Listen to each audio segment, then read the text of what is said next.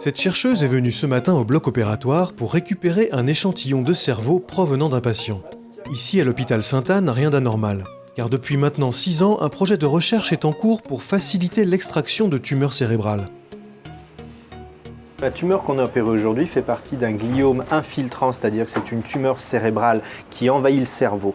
Et donc, elle n'a pas de limite propre. Et la difficulté, c'est retirer le cerveau malade en préservant les zones importantes qu'on dit éloquentes pour ne pas aggraver le patient.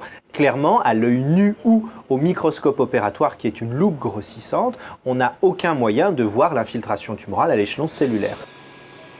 Malgré son expertise et son savoir-faire, le chirurgien ne peut distinguer au cours de l'opération les limites exactes de la tumeur.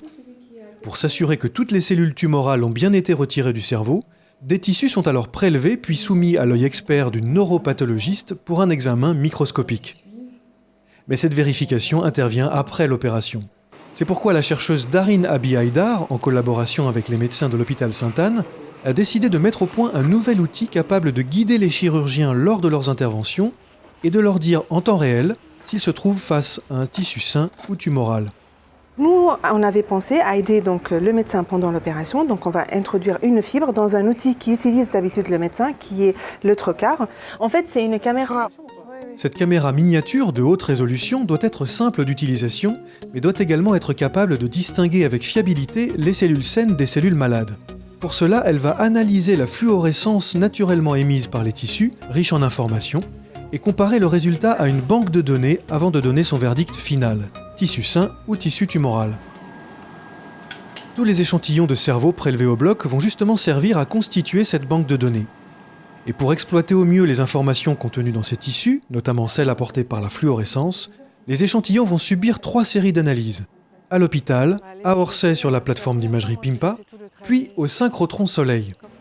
Là, sur la ligne DISCO, cellules saines et cellules cancéreuses vont livrer leurs caractéristiques dans l'ultraviolet.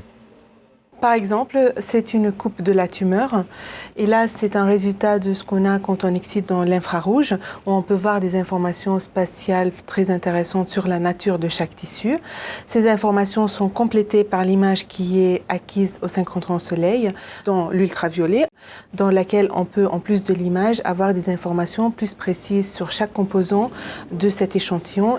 À Soleil aussi, en plus de la réponse spectrale, on peut avoir une image en plein champ, donc une image globale de notre échantillon. Ok, c'est ce qui sera pas mal si cette nuit tu essayes de passer au moins 4 tumeurs rares.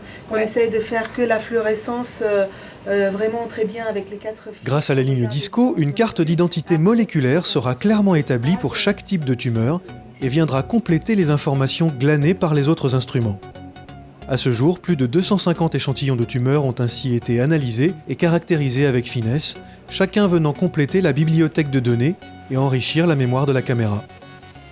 Le produit, entre guillemets, fini, ce serait un outil utilisable, soit tenu en main comme un stylo ou un stylet, soit tenu par un porte-instrument. Et l'idée, c'est d'appliquer cette sonde contre le tissu où on se pose la question est-ce qu'à cet endroit-là il reste ou pas de l'infiltration tumorale, l'appliquer et avoir en temps réel un retour d'information nous disant signal normal ou signal anormal, donc c'est infiltration tumorale.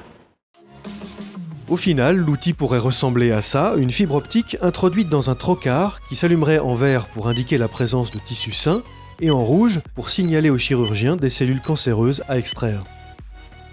Le prototype qui existe depuis 2 ans, on va l'amener au bloc pour faire les premiers tests sur la taille du stylo, pas mal de problèmes techniques. On espère d'ici grand max 2 ans qu'on aura quelque chose de plus concret, que ce soit au bloc ou sur la banque de données. Mais jusqu'à maintenant, le projet a pris un élan qui est très important et a bien avancé.